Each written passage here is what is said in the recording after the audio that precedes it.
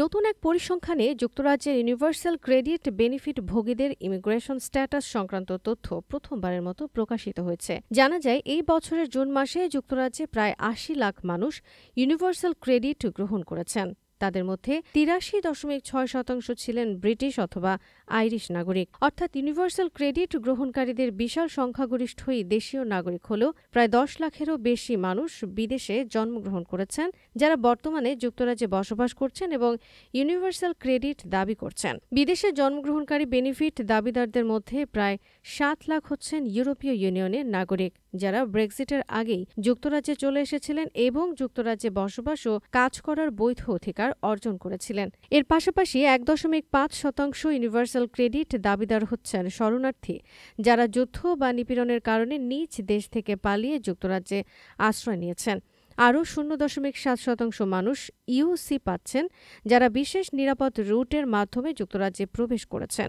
অত্যন্ত আশ্চর্যের বিষয় হল ৭৫,০০০-এরও বেশি মানুষ যারা অস্থায়ীভাবে যুক্তরাজ্যে অবস্থান করছেন এবং সাধারণ নিয়ম অনুযায়ী সরকারি ভাতা পাওয়ার যোগ্য নন, তারাও বর্তমানে ইউনিভার্সাল ক্রেডিট পাচ্ছেন। সরকার যে পরিসংখ্যান প্রকাশ করেছে তাতে দেখা যাচ্ছে যে ২০২২ সালের এপ্রিল থেকে এখন পর্যন্ত বিদেশে জন্মগ্রহণকারী দাবিদারদের অনুপাত ১৫% থেকে ১৭% মধ্যে স্থিতিশীল থেকেছে। তবে এই সময়ের মধ্যে মোট ইউসি দাবিদারদের সংখ্যা ৫.৫ মিলিয়ন থেকে বেড়ে ৭.৯ মিলিয়নে পৌঁছেছে, অর্থাৎ ভাতাপ্রাপ্তদের সংখ্যা দ্রুত গতিতে বৃদ্ধি পেয়েছে।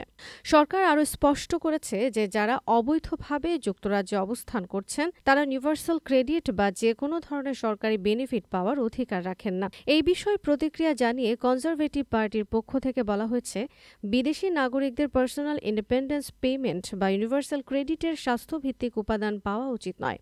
তাদের মতে এই ধরনের সুবিধা শুধুমাত্র তাদের জন্য সংরক্ষিত থাকা উচিত যারা যুক্তরাজ্যে অবদান রেখেছেন এবং এখানে কর প্রদান করেছেন। বর্তমান ছায়া স্বরাষ্ট্রমন্ত্রী ক্রিস ফিলিপ বলেছেন, এই চমকপ্রদ পরিসংখ্যান প্রমাণ করে যে লেবার সরকার দেশের কল্যাণ ব্যবস্থার উপর নিয়ন্ত্রণ হারিয়ে ফেলেছে। তিনি আরও বলেন, কেমি বার্ডেনকের নেতৃত্বে কনজারভেটিভ পার্টি ইতোমধ্যে স্পষ্ট এবং বাস্তবভিত্তিক নীতিমালা ঘোষণা করেছে। এটি একটি ন্যায্যতা, দায়িত্ব এবং দেশের কল্যাণ সংরক্ষণের বিষয়। এদিকে সরকার ইউনিভার্সাল ক্রেডিট সংক্রান্ত ব্যয় কমানোর জন্য বেশ কিছু পরিকল্পনা করলেও নিজ দলের সদস্যদের তীব্র প্রতিক্রিয়ার মুখে অনেক উদ্যোগ বাস্তবায়ন করা যায়নি।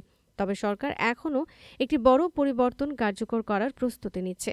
২০২৬ সালের এপ্রিল থেকে নতুন দাবিদারদের জন্য ইউনিভার্সাল ক্রেডিটের স্বাস্থ্যভিত্তিক উপাদান হ্রাস করা হবে। এই সিদ্ধান্ত এবং পরিসংখ্যান যুক্তরাজ্যে ইমিগ্রেশন, কল্যাণ সুবিধা ও আর্থিক দায়িত্ব নিয়ে চলমান রাজনৈতিক বিতর্ককে আরও জোরালো করে তুলেছে।